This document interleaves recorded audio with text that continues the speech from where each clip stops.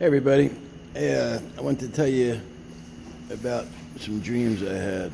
I've been debating whether to put them on here, and it just keeps eating at me. These are dreams, I don't know if you ever had one like this, but I've had a few of them like this I'll tell you about, but they're ones that you can think about, and you can see it perfectly like you were sitting down at dinner last night. So, a little history about me. Let me get out where those lights aren't shining there.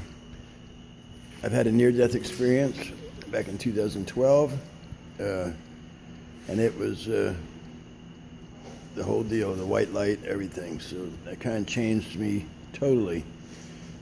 Started wanting to learn about the Bible. Didn't do anything like that beforehand. It was just kind of, didn't go to church, but now I'm all in. I've had two mysterious healings. One, my heart. I had a heart, what do you call it? Born with a heart defect, and a umbilical hernia that healed itself, or was healed, which both of which were documented.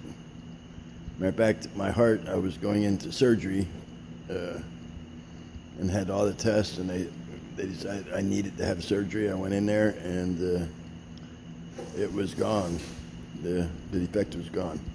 Okay, well, these dreams, I'll switch here. I wrote them down after I had them, and I will get that. I know them, but I don't want to make any mistakes. So hold on for a second. I'll be right back.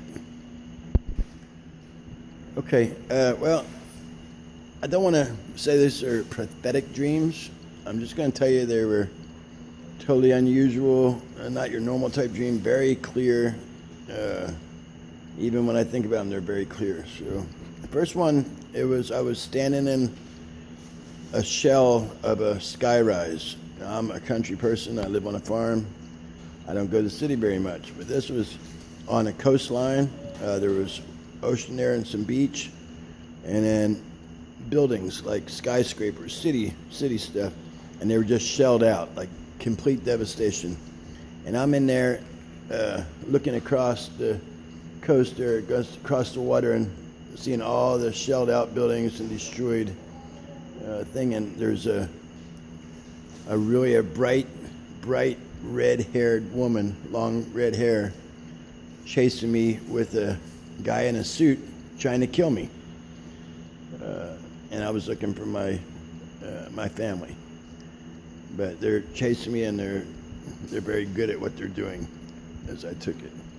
And that was basically about that dream. Then I went to another area where I was walking down a corridor, and there was like shanty houses where they're like all kind of made up with boards and trash bag covered wood front doors, and one after another on both sides, and the feeling very dangerous. Okay, and that was it on that. I was looking for a gun for protection, and I was going to a place to try and get one.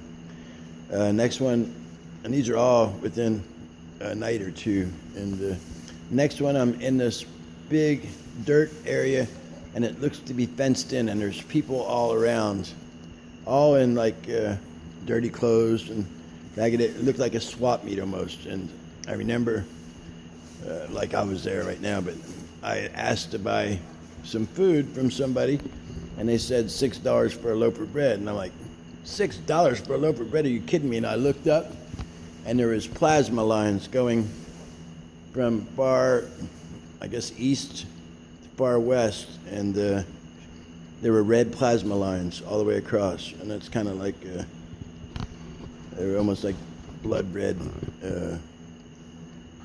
like lightning, but solid, going across.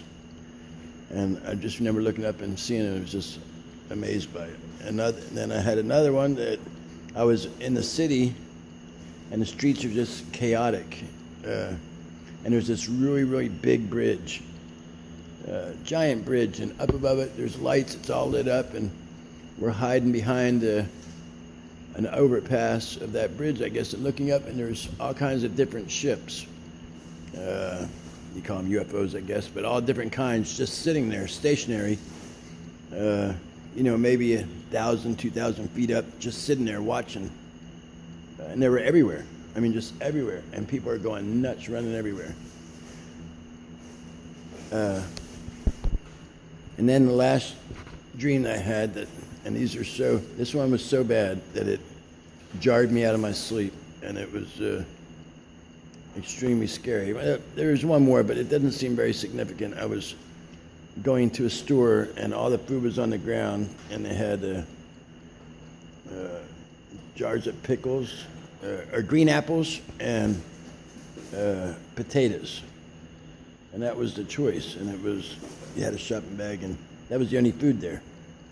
Green apples and potatoes. What that has to do with anything, I'm not sure. Oh, and I was looking for eggs. We have chickens here, so I deal with eggs all the time, so that could be why I was dreaming that. But the last one's very disturbing. So if any kids are listening, which they're probably not because nobody knows me, so I'm standing, I'm like seeing what's going on, and there's a lady holding a baby by a big pit, and it's just filled with bodies. And there's other pits all around, all filled with bodies, and you can see people moving in them. And this lady's pleading for her baby's life, and this military guy is wearing a metal military fatigue helmet, looked like a tannish green with red patches on, shoots her in the back of the head, and she falls into the pit, and she's squirming around, and he looks back at another soldier and says, "She's not dead yet."